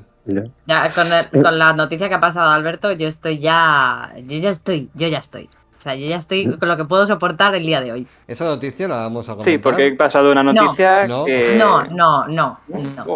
Alberto, yo te dejo, ¿eh? A ver, votemos, va, esto es una democracia. ¿Dónde es una democracia? Votemos. A ver, Álvaro, ¿dónde es una democracia? ¿Lee la noticia o no? ¿Tú qué opinas? No. Sí, por Dios, censura nunca en este canal, por Dios. Vale, hay un sí. Joaquín, noticia, ¿sí o no? Estoy con todo, venga. Vale, yo digo que sí. Diana, tu voto vale por 4, ¿sí o no? No. Vale, pues no puedes. Continuamos. Bueno, pues... a ver, pero brevemente porque estas cosas hay que denunciarlas. O sea, no te repanchingues aquí. Vale. Vale, pa'lante, Hierofante Oscuro, ¿qué nos vas a hablar? Nada, era solo leer el cabecero de la noticia. Vale. Solo iba a decir que en algunos países de Asia es una práctica común prostituir hembras de orangután a las que se les depilan y se les pintan los labios. Las cabezas, hermano. Sí, Bueno. tristemente hay una cosa que yo sí quería comentar de las novelas, las películas, yo creo que ahí se ve un poco todo esto, y es que, joder, los zoos humanos no son tan antiguos. De hecho, precisamente aquí en Bélgica, durante toda la época de la colonización y demás, que además fue bastante abyecta, era muy habitual que hubiese humanos que eran presentados negra, ¿no? Sí, en este caso congoleños que eran presentados ante la audiencia en una suerte de zoo humano, y que incluso algunos cuerpos disecados de estos antiguos esclavos del Congo se estuvieron exhibiendo en museos hasta no hace tanto tiempo. De hecho, hubo una polémica bastante jodida con el Museo de África aquí en Bélgica porque pues, está completamente desfasado y mantenía un poco esa visión de superioridad, que a mí es lo que me parece increíble de esta película y de los libros, que yo todavía, como decían antes Coquín, pues no sé si hacer la misma comparativa con todas las pelis. Yo creo que todas juegan con los mismos ingredientes, pero sí que estamos, por una cuestión de biología evolutiva, por encima de otras especies. Pero esto no es una cosa que nosotros nos hayamos ganado por una especie de mérito moral y bueno, teorías como la eugenesia y cosas así, ¿no? Que se mantienen todavía pues sobrevolando algunas cabezas. Me parece que lo jodido es que este terror, precisamente como decía Álvaro, es muy reciente porque sigue presente entre nosotros como una especie de competición, ¿no? Entre especies y luego incluso entre razas y por otras cuestiones, ¿no? Y claro, el planeta de los simios va directo a eso, ¿no? Te ponen el lado opuesto, en el de la víctima, por lo menos sueles empatizar más con la víctima en este caso, con los humanos, y hace que de repente tu cerebro entre en un estado un poco extraño, ¿no? De comparaciones y metáforas. Pero claro, a mí todo eso es lo que, incluso ya siendo más adolescente, revisitando las pelis un poco después, entendiendo un poco más, ¿no? Lo hace de una forma muy sencilla. A mí me parece que el escritor, incluso en los fragmentos que hemos leído, lo deja clarísimo. E incluso esta escena, ¿no? En la que le obligan a participar de la cópula casi de forma como si fuera eso, pues un animal. Te pone también a ti en el lugar de los animales enjaulados en laboratorios y no sé, todos esos juegos de comparativas son los que creo que han hecho grandísimo, como decíais, ¿no? A esta distopía. Aunque yo siempre lo veía como una historia de ciencia ficción por el tema de las naves espaciales y tal, ¿no? Que siempre aparecía en algún momento el ingrediente de esa ciencia ficción un poco más blanda. Pero sí es verdad que es una distopía. El viaje en el tiempo. Sí. El viaje en el tiempo, sí, los saltos espaciotemporales, ¿no? O sea que, no sé, me parece que está muy de actualidad, tristemente. Y el hecho de que sigan las pelis vivas quizá también tiene que ver un poco con eso, ¿no? Muy bien, pues Coquín, estabas con la historia de la Sí, venta Arthur de P. los... Jacobs. Efectivamente, continúa, por favor. Sí, antes quisiera decir que hasta bien entrado el siglo XX en el Palacio de Cristal del Retiro de Madrid habían exposiciones de negros y de pigmeos y cosas como esas. Incluso después de la Guerra Civil, cuando ya empezaba a levantar un poquillo cabeza España, habían ese tipo de exposiciones, Mm. donde sacaban a la gente de su hábitat y las dejaban ahí viviendo.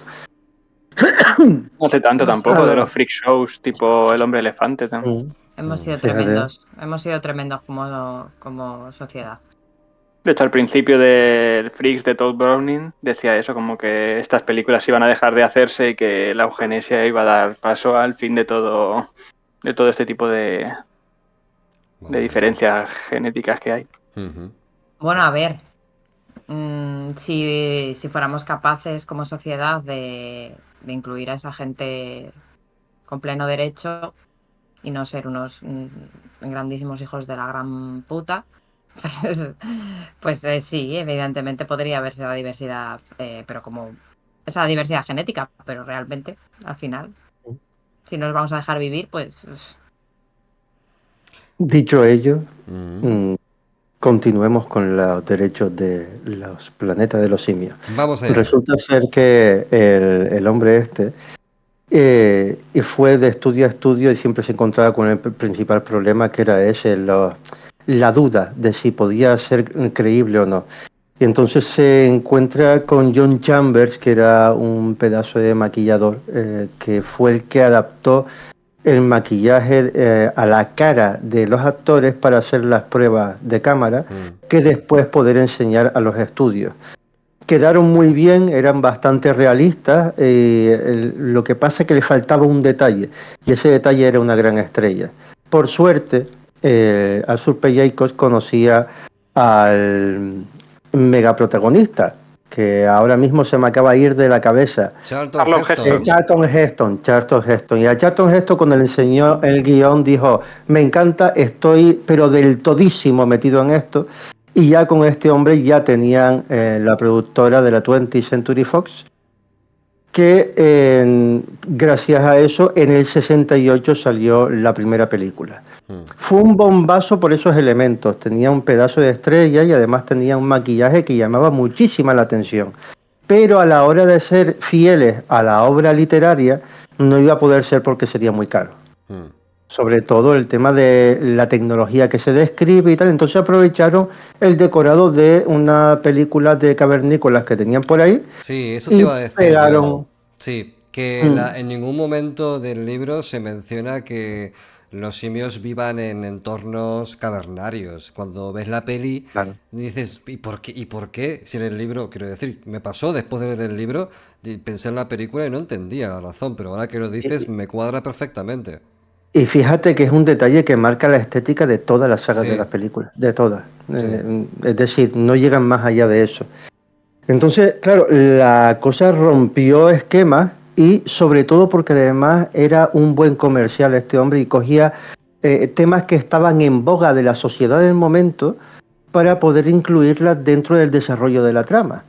Y eso hacía que, por ejemplo, el papel de Cira estaba en boga con los movimientos feministas de finales de los 60, el Mm. tema de darle esa carga protagónica, pero también la crítica a la sociedad aparecía en momentos donde el marido de Cira se disculpaba del comportamiento de su mujer ante Doctor Sayus diciéndole después le voy a dar una zurrita a tu salud, ¿no? Entonces, claro, intentaba coger y poner de relieve los malos adolecían de estas cosas que eran socialmente inaceptables y los buenos tenían estas cosas que eran socialmente aceptables, además de pasar por ciertos filtros eso lo sabía hacer bastante bien para que las productoras y las distribuidoras dijesen esta película es comerciable. Mm. Hasta tal punto que hicieron un preestreno donde algunas madres dijeron, esto está muy violento, y cortaron cierta intensidad.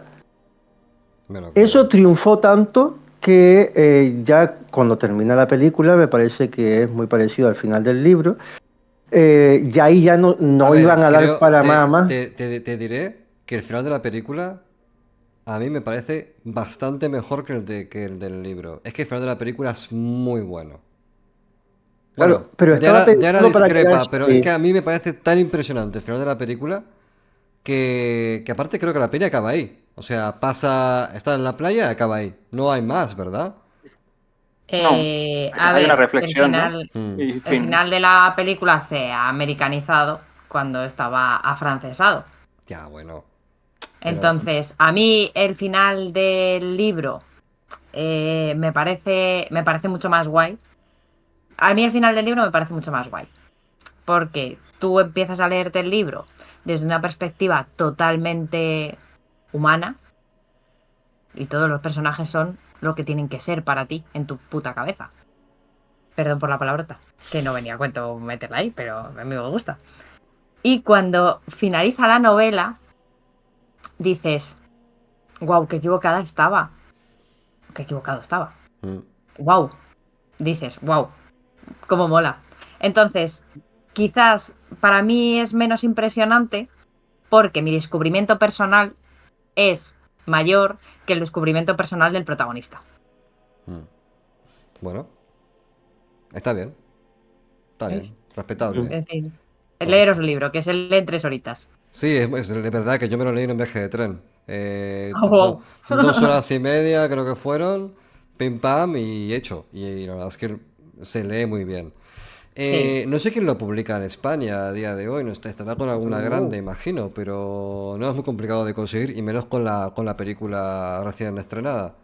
Bueno, Coquín, ¿qué más nos puedes contar sobre las eh, pelis? Tú dirás. que la película esta primera se había hecho en plan, vamos a hacerla con su final y ya está, vamos a Ujú, dejarlo ahí. Pero ya sabemos cómo son las empresas que buscan dinerito y dijeron, tenemos que sacarle partida a esto, porque ya se claro. está haciendo merchandising, y el público lo estaba pidiendo. ¿Qué pasa? Que Charlton Heston, que también que sabía de cine, decía, mira, si me voy a meter en esta pedazo de saga y me va a estar condicionando la vida, mejor que no. Le hizo el favor de Arthur P. a su colega Arthur de salir en la segunda, pero con un condicionante, que la vaina acabase ahí. Y así esto marcó también la dinámica de las 5 películas, hasta al menos la cuarta, donde todas eran hasta aquí y ya está. Claro, Vale. viendo el rendimiento que estaba dando sacar cada vez una nueva película con cada vez menos presupuesto, llegábamos a esa dinámica donde tenías un montón de gente deseando ver cosas nuevas y consumían una serie de televisión, una serie animada, hacían especiales de Navidad, de todo ese tipo de cosas donde estamos haciendo una exploitation, Sí, de estamos ahí una hecho, ape exploitation, a lo digamos. mejor lo queréis comentar tú o el Hierofante Oscuro, pero hay una serie japonesa de 26 episodios basada en el lore que se llama El Apocalipsis del Planeta de los Simios. ¿No os Ni suena de idea. nada esto? Tiene pinta de ser profundamente abyecto, porque, bueno, tiene un 3,2 en Film Affinity, pero tiene 23 votos, eso no es nada. 23 votos no Hombre, haces una media con eso. a mí me Pero... gustaría, perdón, No, no, no, di. a mí me gustaría, de lo que viene a ser todo ese tipo de enramajes que salieron con el paso del tiempo, destacar la obra de un gran ilustrador. A lo mejor lo que viene a ser la ilustración en sí es un pelín chauvinista, pero son dulcísimas. Es Luis Rollo, que hizo un pequeño especial dedicado al planeta de los simios. Vale. Eh, Dentro de su estilo es inigualable. Vamos, que salió de todísimo del planeta de los simios. Ujú. Ahora, hay cosas que tenemos que señalar, que a medida que iba pasando el tiempo, la película se iba moldando dentro de sus capacidades económicas a las realidades que estaban de moda en ese momento. Hasta tal punto que cuando apareció La Rebelión del Planeta de los Simios, era una copia exacta a una serie de disturbios que estaban dándose en Louisville y en diferentes ciudades del norte de Estados Unidos.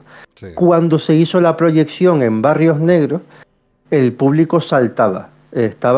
Porque es que estaban viéndose identificados en esa rebelión de los simios. Ujú. Y cuando se hizo en barrios que eran mayoritariamente blancos, la gente se salía del cine y las madres salían corriendo con sus niños tapándole los ojos para que no viesen esa atrocidad. Pero igualmente siguieron siendo rentables todas las películas. Y diría que también, no las he visto todas, ¿vale? Creo que he visto la gran mayoría, pero la segunda es verdad que es una fumada monumental, pero la huida del planeta de los simios, que no sé si es la Mm. tercera o la cuarta, que Y la es, tercera, vale, que Cira y Cornelius acaban en la Tierra, ¿vale? mm, Está bien. Esa peli no está mal ahí en absoluto.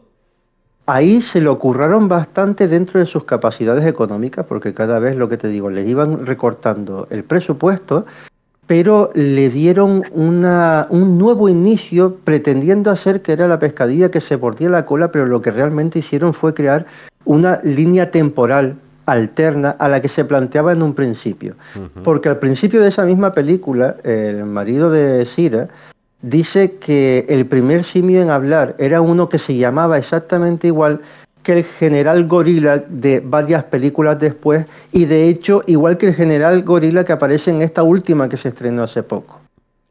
Pero No es César, ¿verdad? Porque César es el chimpancé no, no, bueno, no. no. Vale.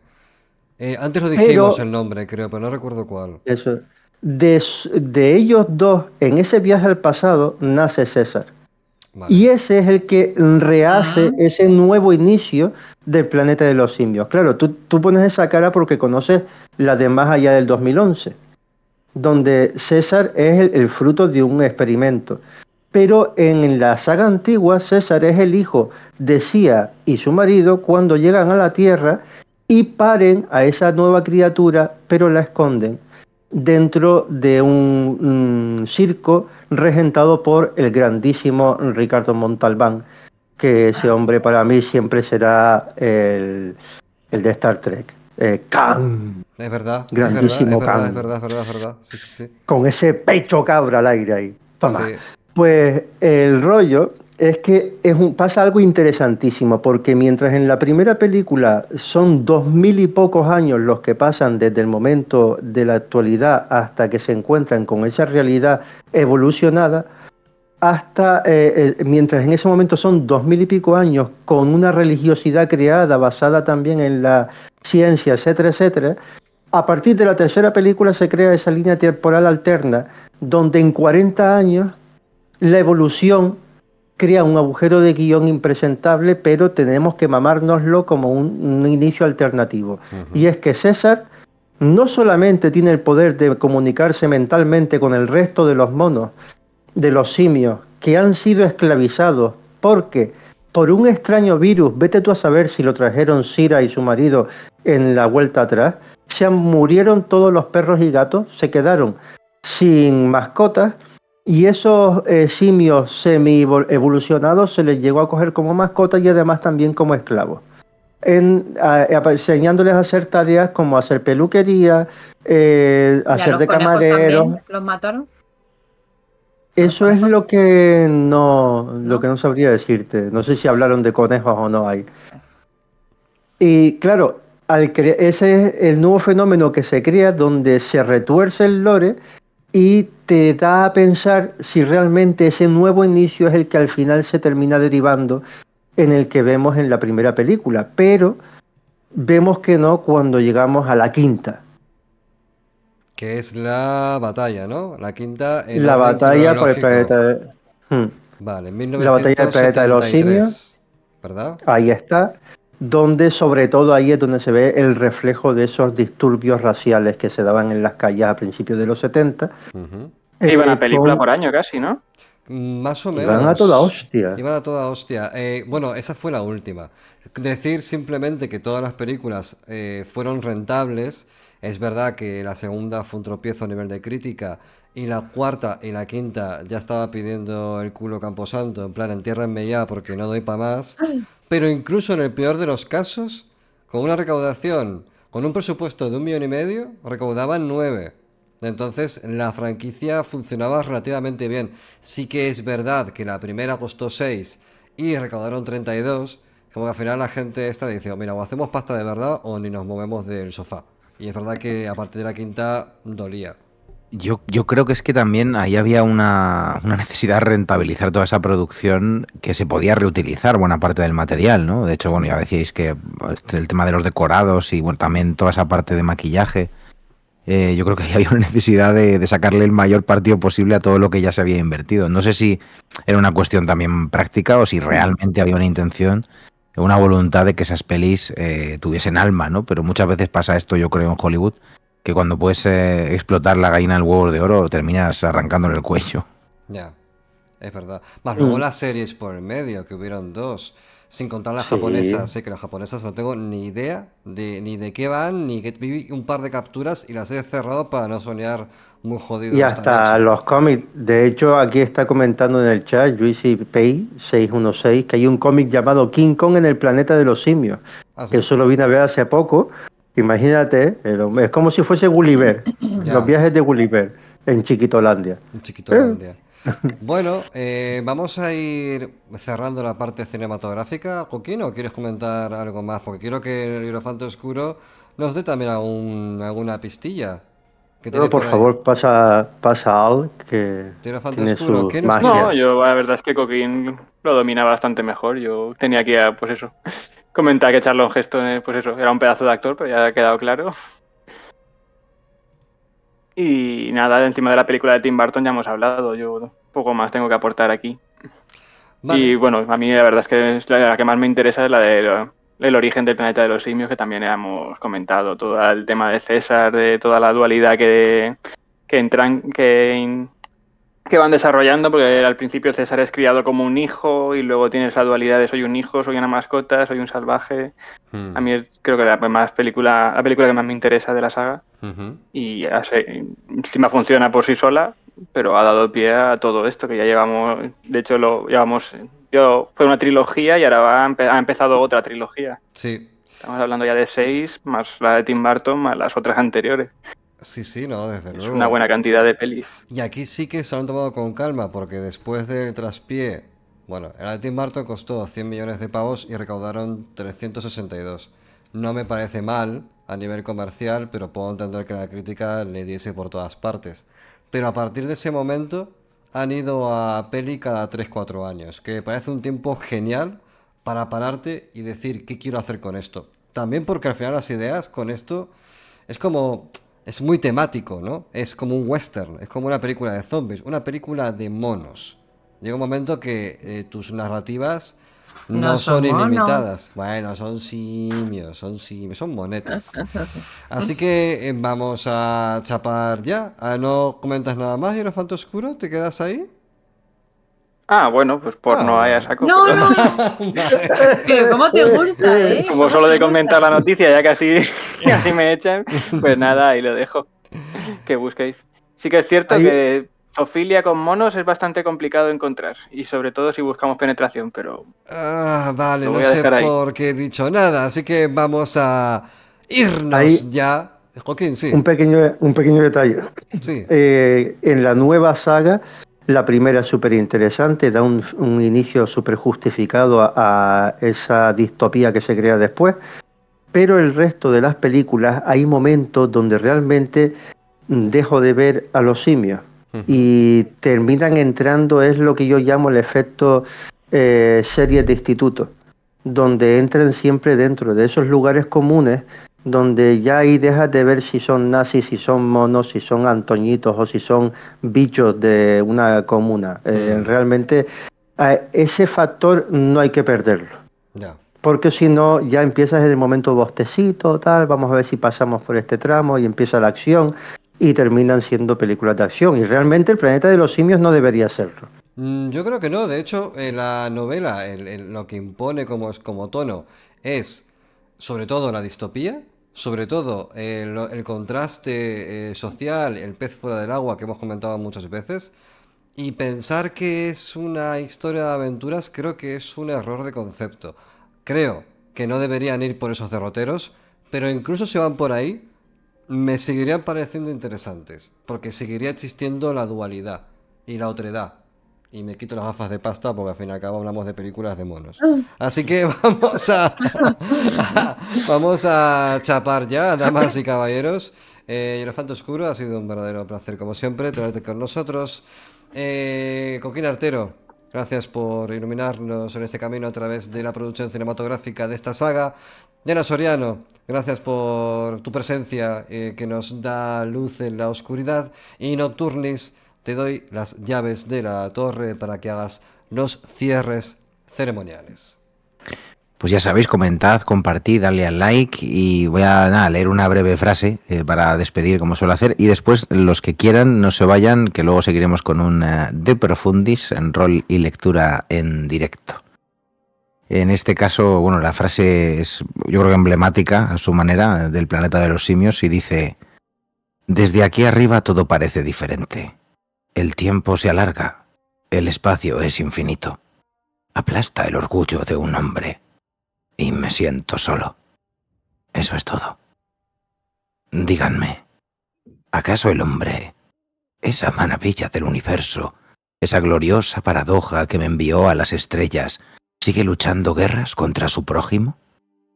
¿Sigue matando de hambre a los hijos de su vecino? Hasta pronto, amiga. Adiós.